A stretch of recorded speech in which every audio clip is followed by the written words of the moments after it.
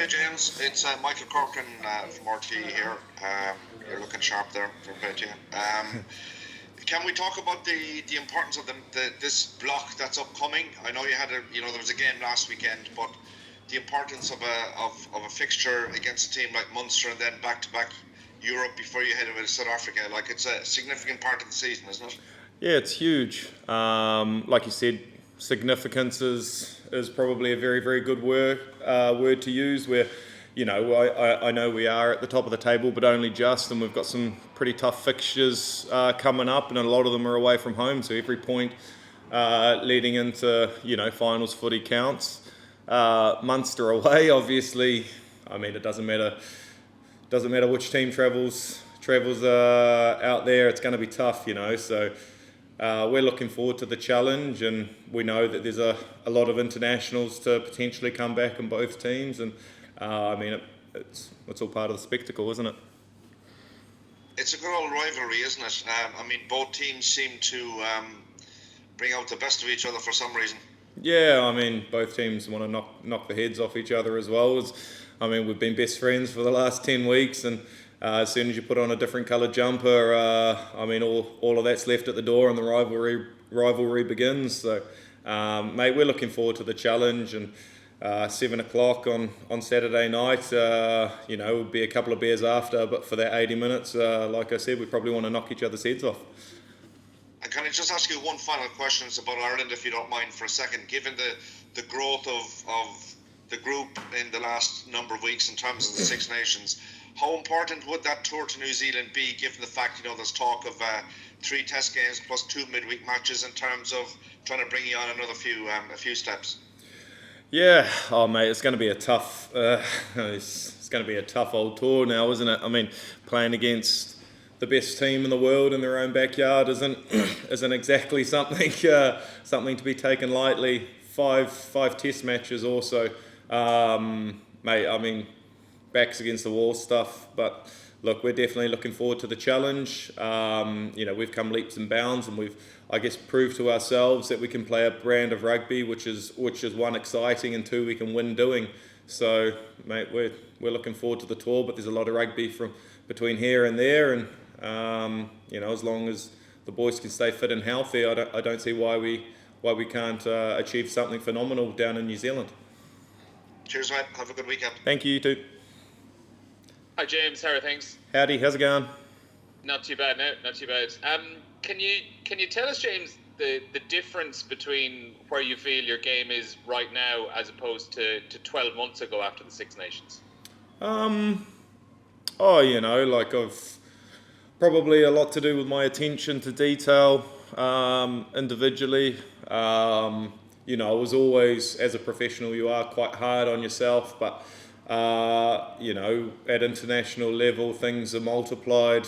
Mistakes are, can become huge, and in games at home and away in front of fans, you really need to cut those mistakes out. And individually, I feel I put my hand up and shown a fair amount of growth in that area. And look, I'm happy with how my rugby's going, and my contribution to the team, whether that's ball in hand or defensively, my communication, how I make people feel around me. I'm absolutely stoked with how I'm playing footy at the moment.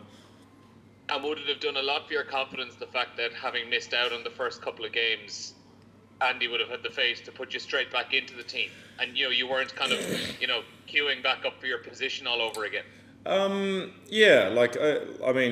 I've got a huge amount of respect for Andy and the role that he has, the difficulty in terms of selection. But, I'd done some amount of graft during my time being injured, making sure my body was right. But not only that, it's making sure when I did get back on the pitch, I wasn't missing a beat. I understood exactly what was expected of me, and I was making sure I executed those skills under pressure and when was asked of me. And, I played 20-25 minutes off the bench against Ospreys, and I knew exactly what I had to do to put my hand up, and I felt like I did that, which gave confidence to obviously the coaching team that I was ready, and the opportunity came and I made sure I took it.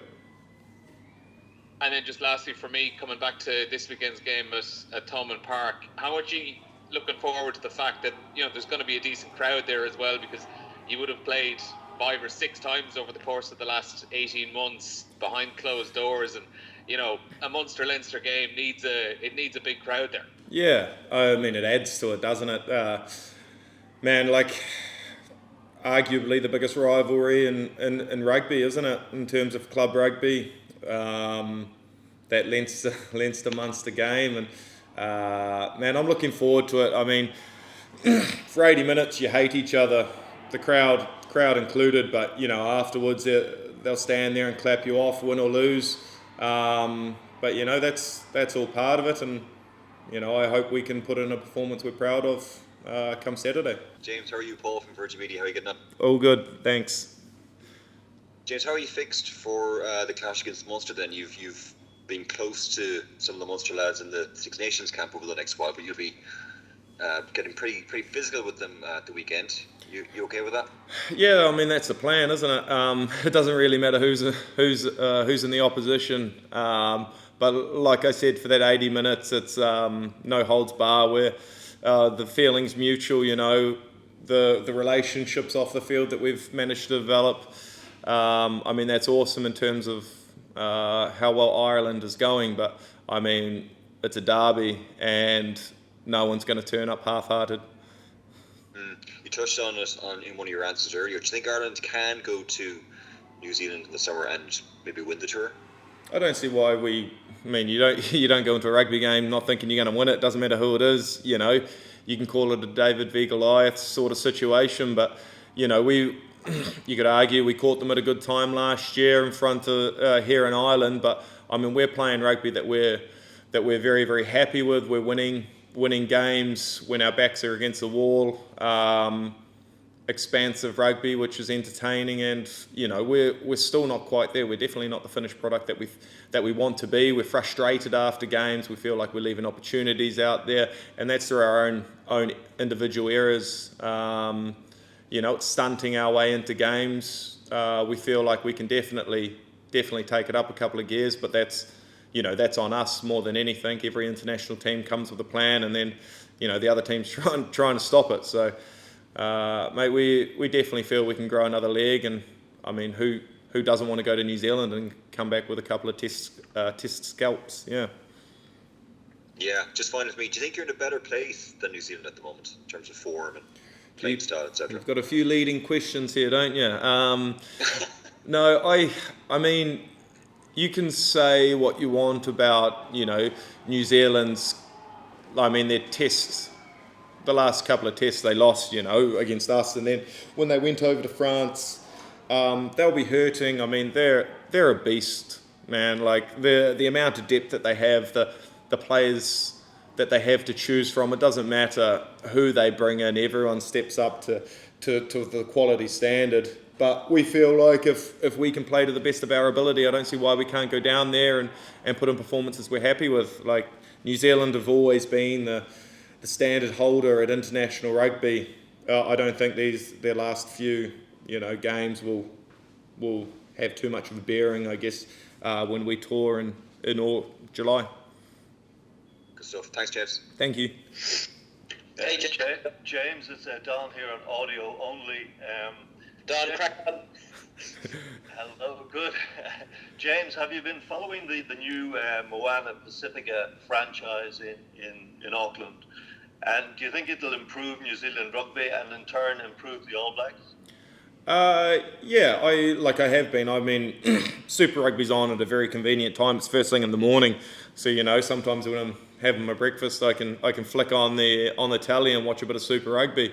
Mate, it's awesome in terms of the development of the Pacific Island nations, with giving.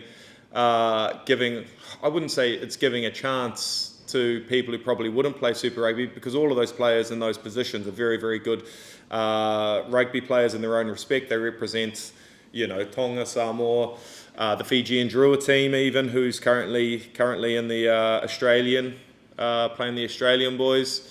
You know, it's awesome. It's I mean, just their win over the Hurricanes last weekend. I mean, you could argue that the Hurricanes didn't have out their top strength team, but that doesn't matter because this team has enough quality, rugby understanding to knock over anyone.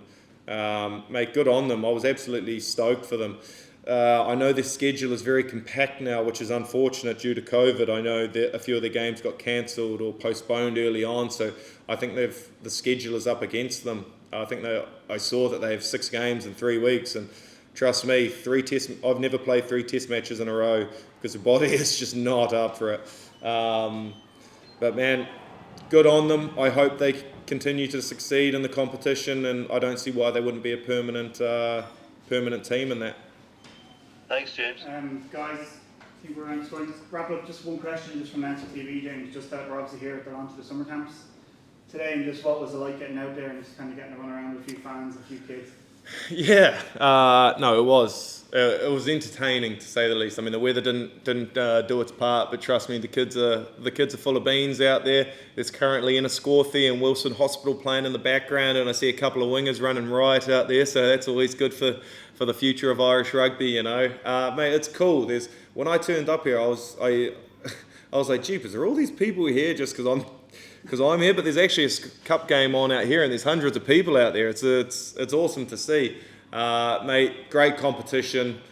Schoolboy rugby, like, it's so fun. Like, I wouldn't quite go as far to say it was the most enjoyable rugby I've played, because I've been very lucky to play in some amazing teams and win some amazing trophies. But jeepers, they're the days that you look back on and think, jeepers, that was a lot of fun to play that sort of rugby.